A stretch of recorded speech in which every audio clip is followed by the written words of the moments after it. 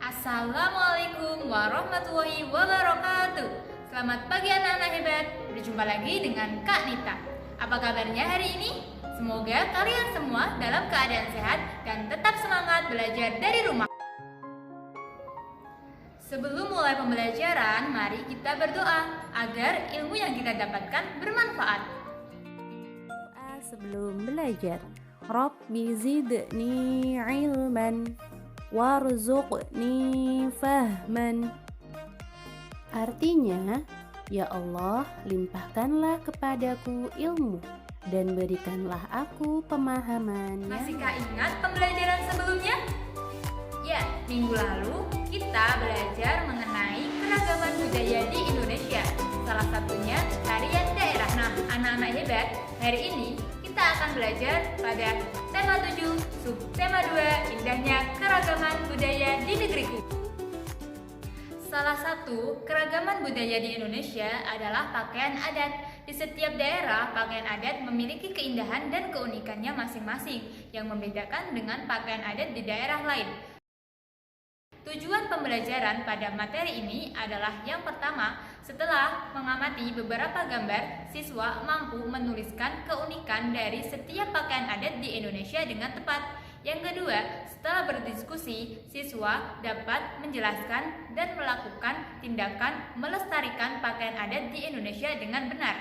Yang ketiga, setelah siswa membaca teks bacaan mengenai keunikan pakaian adat wanita Minangkabau, siswa dapat menuliskan gagasan pokok dan menuliskan informasi baru dari teks bacaan. Mari kita simak daftar nama pakaian adat di Indonesia. Pakaian adat Ule Balang berasal dari Nanggro Aceh Darussalam. Pakaian adat Ulos berasal dari Sumatera Utara. Pakaian adat Bundo Kanduang berasal dari Sumatera Barat. Pakaian adat Melayu berasal dari Riau. Pakaian adat Teluk Belanga berasal dari Kepulauan Riau. Pakaian adat Melayu Jambi berasal dari Jambi. Pakaian adat Aesan Gede berasal dari Sumatera Selatan. Pakaian adat Paksian berasal dari Bangka Belitung. Kemudian ada pakaian adat Melayu berasal dari Bengkulu. Untuk pakaian adat Tulang Bawang berasal dari Lampung.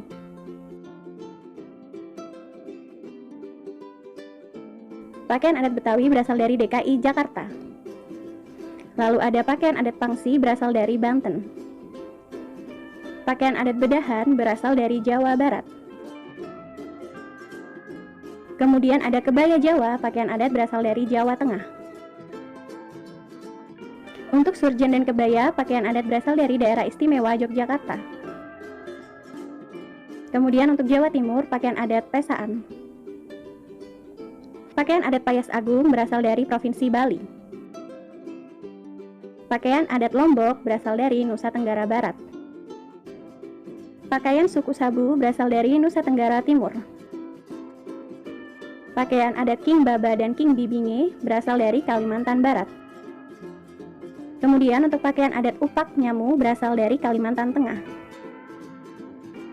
Pakaian adat Bagajah Gamuling Baular Lulut berasal dari Kalimantan Selatan. Kemudian pakaian adat suku Tidung Ulun Pagun berasal dari Kalimantan Utara. Kemudian pakaian adat Kustin berasal dari Kalimantan Timur. Nah, kalau ini adalah Lipa Sakbe Mandar, pakaian adat berasal dari Sulawesi Barat. Lalu ada pakaian adat Gembe berasal dari Sulawesi Tengah. Lalu ada pakaian adat Laku Tepu berasal dari Sulawesi Utara. Pakaian adat Kinawo berasal dari Sulawesi Tenggara. Kemudian ada pakaian adat Bodo berasal dari Sulawesi Selatan. Lalu ada Biliu dan Makuta merupakan pakaian adat berasal dari Gorontalo. Nah, untuk pakaian adat Cele ini berasal dari Maluku. Pakaian adat Maluku Utara adalah Manteren Lamu. Kemudian untuk pakaian adat Ewer berasal dari Papua Barat. Nah, yang terakhir adalah pakaian adat Manawau berasal dari Papua. Baiklah anak-anak hebat, itulah daftar nama pakaian adat di Indonesia. Wah, ternyata banyak sekali ya keragaman pakaian adat di Indonesia. Kira-kira mengapa ya terdapat keragaman pakaian adat di Indonesia? Salah satu penyebab keragaman pakaian adat di Indonesia adalah karena perbedaan kondisi geografis di wilayah Indonesia.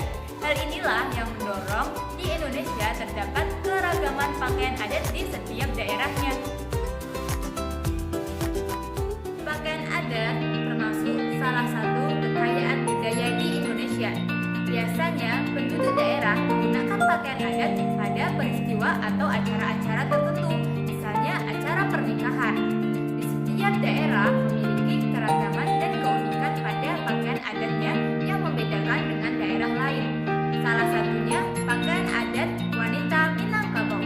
Kira-kira ada yang tahu nggak apa sih keunikan dari pakaian adat wanita Minangkabau?